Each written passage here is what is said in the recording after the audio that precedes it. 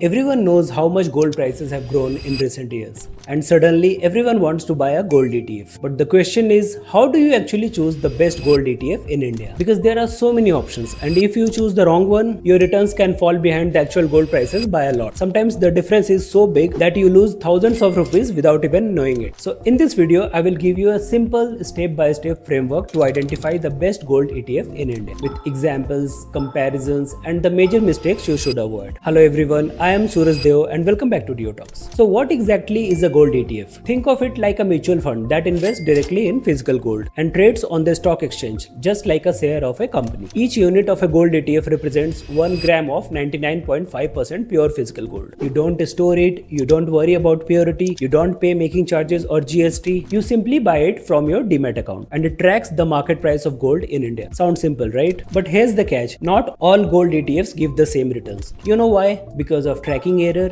expense ratio and liquidity. Let's break this down. Number 1. Tracking error. This is the most important factor. See, the whole purpose of gold ETF is to mirror the price of physical gold. Tracking error tells you how much the ETF's returns deviates from actual gold prices. If gold goes up 10% and your ETF goes up only 9%, the difference of 1% is the tracking error. Lower tracking error means better ETF performance. So what's considered good? Below 0.4% is good.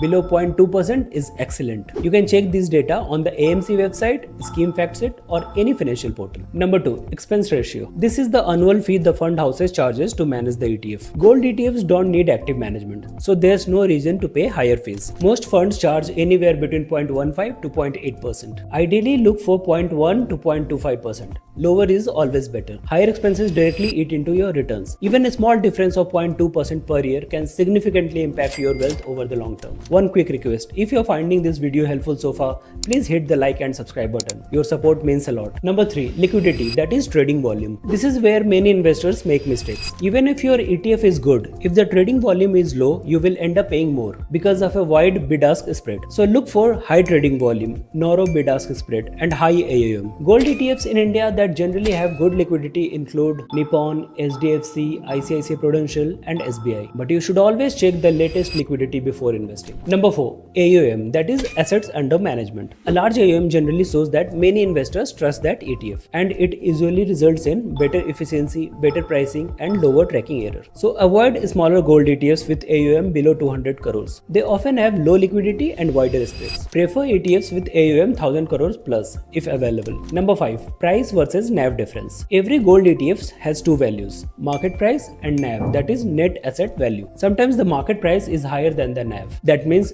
you are overpaying for the same gold. So before buying, quickly check the iNAV on the AMC website or NSE. Try to buy only when the market price is close to the NAV. So what are the best gold ETFs right now? See, these ETFs has been usually performing well. Nippon India Gold ETFs, HDFC Gold ETFs, ICICI Prudential Gold ETFs and SBI Gold ETF. But remember, the best ETF for you always depends on current data. So check tracking error, AUM, liquidity and expense ratio before you invest. So finally, here's a simple formula to choose the best gold ETF. Number 1. Lowest tracking error. Number 2. Lowest expense ratio. Number 3. High liquidity. Number 4. High AUM. Number 5. Market price close to NAV. And number 6. Trusted AMC. Follow this checklist and you will never pick the wrong gold ETF. As always, do your own research and consult a financial advisor if needed. That's all for now. Thanks a lot for your time and let's take care of this beautiful world. I'll see you in the next video. And smile. Always smile.